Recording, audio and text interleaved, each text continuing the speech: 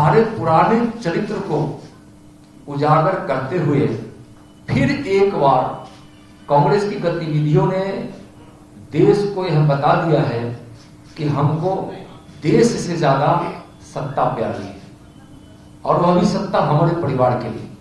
अभी गुपकार संगठन के द्वारा, गठबंधन के द्वारा जो घोषणाएं की गई और कहा गया कि हम 370 धारा को वापस लाएंगे। फारूक अब्दुल्ला हो, चाहे महबूबा जी हो, चाहे कांग्रेस के कई नेता हो, चिदंबरम साहब से लेकर उनके प्रवक्ताओं ने, कश्मीर में उनके नेताओं ने जो बयान दिया, वह 370 धारा वापस हो, इसके लिए उनका प्रयत्न चल रहा है। और 370 धारा वापस करने के प्रयत्न में जिस प्रकार के अलगाववादियों से गठबंधन कांग्रेस कर रही है, यह देश के लिए अच्छी बात नहीं है। एक तरफ कांग्रेस दुविधापूर्ण बातें करती है, कभी प्रयास करती है अपने को बचने की, और एक तरफ वहां कश्मीर में चुनाव नेशनल कॉन्फ्रेंस और पीडीपी के साथ मिलकर लड़ रही है। इसका मतलब यह है कि गुपकार संगठन से उसका समझौता है और गुपकार संगठन के वह साथ है। 370 धारा पर अपनी बातों को इस रूप में कहना कि हम, चाहे वह फारूक अब्दुल्ला साहब कह रहे हो कि हम चीन के साथ मिलकर, या महबूबा जी कह रही हो, मैं उस डेट का उल्लेख करना चाहूंगा कि जब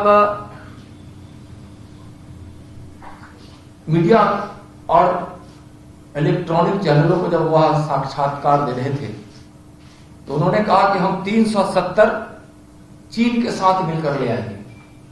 महबूबा जी घोषणा करती है कि हम तिरंगा तब तक नहीं उठाएंगे जब तक कश्मीर को अपना झंडा वापस नहीं होगा। यानी कि फिर से इस देश में 2 विधान, 2 निशान, 2 प्रधान करने की बात नेशनल कॉन्फ्रेंस और पीडीपी के नेताओं के द्वारा किया जा रहा है।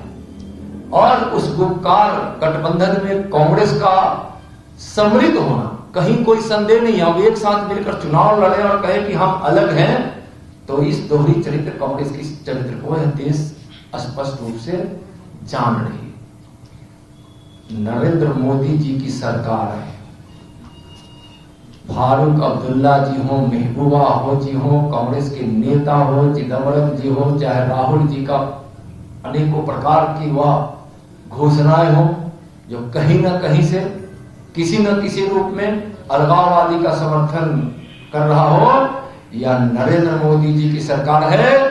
370 न वापस होगा, न 35A वापस होगा, नहीं अलगाववादी के उस नापाक इरादे मंसूबों को इस धरती पर फलने फूलने दिया जाएगा। इस देश की एकता अखंडता के लिए, देश के स्वतंत्रता स्वाभिमान के लिए जो भी नरेंद्र मोदी जी की सरकार को कदम उठाना पड़ेगा, हमारे माननीय यशस्वी प्रधानमंत्री जी उसमें कभी पीछे नहीं हटेंगे। देश की एकता अखंडता समृद्धि विकास न्याय उनका मूल मंत्र है। सबका साथ सबका विकास। 370 कौन नहीं चाहता है? देश की एकता और अखंडता के लिए किस प्रकार से बाधक था, कश्मीर के विकास के लिए बाधक था। जहां आतंकवादी जिस 370 धारा के कारण वहां फलने फूलने में कामयाब होते थे, अपनी गतिविधियां चलाने में कामयाब होते थे, कई प्रकार के अपने पड़ोसी देशों, पाकिस्तान जैसे देशों का सहयोग लेकर आतंकवादी गतिविधियों को अंजाम देते थे। 370 धारा समाप्त होने के बाद आज आतंकवादी गतिविधियों पर लगाम भी लगा है, उसको मिटना भी पड़ रहा है, उस पर कार्रवाइयां हो रही है, और आज कश्मीर का विकास भी हो रहा है।